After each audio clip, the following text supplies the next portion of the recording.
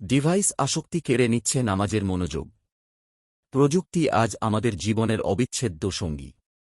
কিন্তু যে প্রযুক্তি জীবনকে সহজ করেছে, সেই প্রযুক্তিই নীরবে আমাদের হৃদয়ের সবচেয়ে মূল্যবান ইবাদত নামাজের একাগ্রতা কেড়ে নিচ্ছে।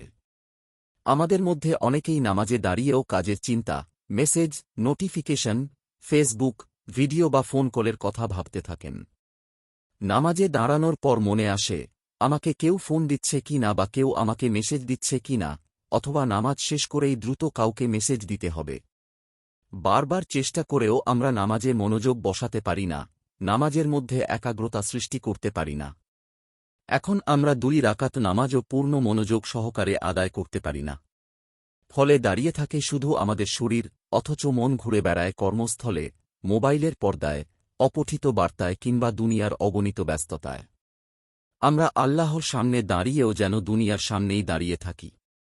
তাই নামাজ আদায় করা হলেও তার প্রকৃত স্বাদ ও খুশু, একাগ্রতা হারিয়ে যায়।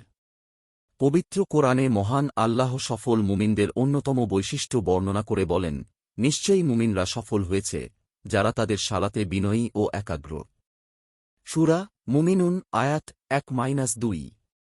এই আয়াত স্পষ্ট করে যে শুধু নামাজ পড়াই যথেষ্ট নয়, বরং নামাজে মনোযোগ ও বিনয় অর্জন করাও অত্যন্ত গুরুত্বপূর্ণ।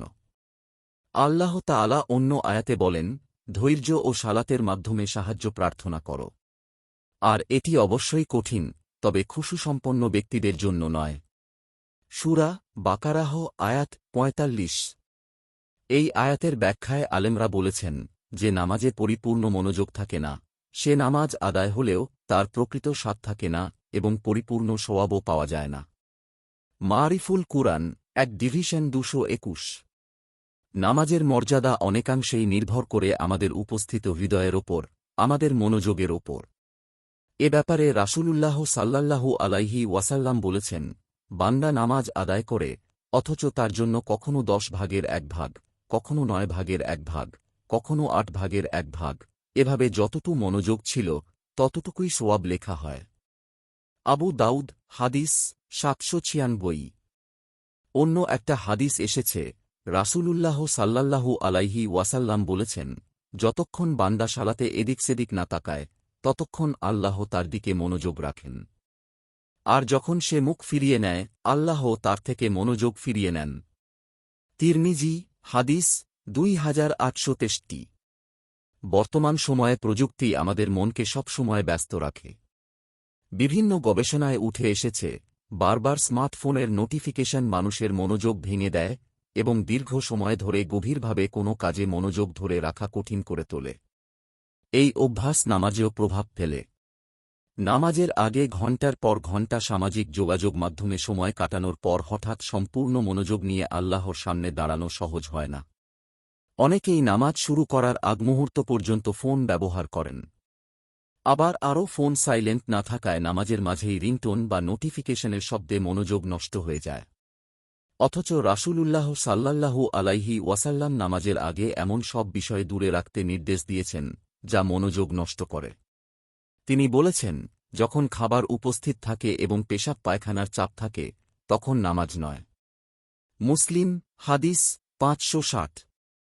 এ থেকে বোঝা যায়, মনোযোগ নষ্ট করে এমন বিষয় থেকে নিজেকে মুক্ত করে নামাজে দাঁড়ানো উচিত।